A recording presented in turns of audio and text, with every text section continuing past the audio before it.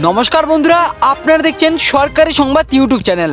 বন্ধুরা, অভিষেক বন্দ্যোপাধ্যায়ের কনভয়ে হামলার পর তিনি একটি মিটিংয়ের মাধ্যমে বক্তব্য রাখলেন যে তার দলকে অর্থাৎ তৃণমূল দলকে আর কি করলে আর কিভাবে কাজ করলে তাদের দল আরও শিখরে যাবে, তাদের দল আরও ভালো কাজ করতে পারবে। তো আসুন বন্ধুরা, এবার আমরা এক ঝলকে দেখে নিচ্ছি যে অভিষেক বন্দ্যোপাধ্যায়ের সেই কনফারেন্সে তিনি কি বলেছেন। তবে বন্ধুরা, সেই কনফারেন্স দেখার আগে আপনাদের কাছে ছোট্ট একটি রিকোয়েস্ট, এখনো পর্যন্ত আমাদের চ্যানেলকে সাবস্ক্রাইব না করে থাকলে তাড়াতাড়ি সাবস্ক্রাইব করে নিন এরকমই গুরুত্বপূর্ণ খবর প্রতিদিন জানার জন্য।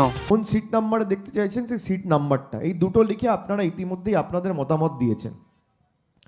আপনারা দেখেছেন 1 মাস ধরে এই কর্মসূচি চলছে। আমরা সেই কুচবিহার থেকে, আমি কলকাতা থেকে বেরিয়েছি 24শে এপ্রিল, 25 তারিখ সকালবেলা কুচবিহার থেকে শুরু করেছি।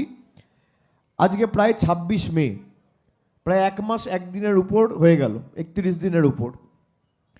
সুতরাং এই কর্মসূচি যখন আমরা ঘোষণা করেছিলাম কলকাতার বুক থেকে, অনেকেই ব্যঙ্গ বিদ্রুপ করেছিল যে 60 দিন তো দূরের কথা, অভিষেক বন্দ্যোপাধ্যায় 5 দিন 6 দিন রাস্তায় থাকতে পারবে না।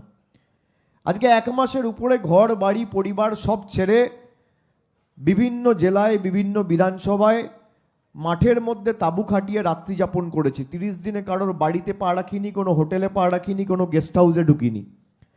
আপনাদের সকলের মতামত সংগ্রহ করতে প্রত্যেক দিন রাতে প্রত্যেকটা বুথের সভাপতিকে ডেকে পাঠিয়েছি যে আপনারা আপনাদের মতামত পার্টিকে বলুন, আমাদেরকে জানান। আমি মনে করি তৃণমূল কংগ্রেসের প্রকৃত সম্পদ হচ্ছে তৃণমূল কংগ্রেসের বুথের সভাপতিরা, যারা নিজেদের স্বার্থের কথা কোনোদিন ভাবে না, দলীয় স্বার্থের কথা ভেবে নিজেদের জীবন বাজি রেখে প্রাণপাত করে দলকে আগলে রেখে মুষ্টিবদ্ধ আবেগ, এক বুক আশা আকাঙ্ক্ষা সামনে রেখে জোড়া ফুলের ঝান্ডাটা পতাকাটা কাঁধে করে নিয়ে মমতা বন্দ্যোপাধ্যায়ের ছবি বুকে রেখে যারা দলকে প্রতিষ্ঠা করেছে তারাই দলের আসল সম্পদ। সেই কারণে আপনাদের আজকে ডেকে পাঠিয়েছি যে আপনারা আপনাদের মতামত দিন। অনেকে আমাকে অনেক সময় জানায় বুথ সভাপতিরা যে আমাদের কি কোনো বিষয়ে কিছু জানানো হয় না, আমাদের থেকে কোনো রকম কোনো মতামত নেওয়া হয় না। ভোট মিটে গেলে একজন জেলার নেতা, একজন রাজ্য নেতা তো দূরের কথা, ভোট মিটে গেলে একজন ব্লকের নেতা বা একজন অঞ্চলের সভাপতি বা প্রধানও আমাদের ফোন তোলে না। সেই কারণে আপনাদের ডেকে পাঠিয়েছি।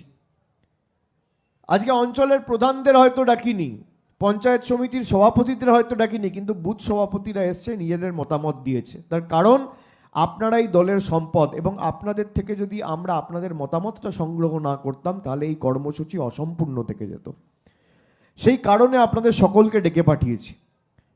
আর দল যদি কিছু খারাপ করে, সেটা যদি ব্লক নেতাকে মানুষ 4টে প্রশ্ন করে, বুথ সভাপতিকে 40 জন প্রশ্ন করে।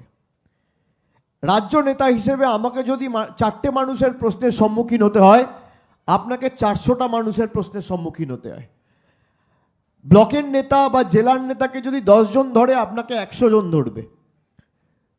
যে তোমার প্রধানের বাড়িতে গেলাম, 3 ঘন্টা অপেক্ষা করলাম, তাও এই পরিষেবা পেলাম না। একটা তিরপল চাইতে গেলাম, 3 ঘন্টা ধরে দেখা পেলাম না। বলে কি বলে না?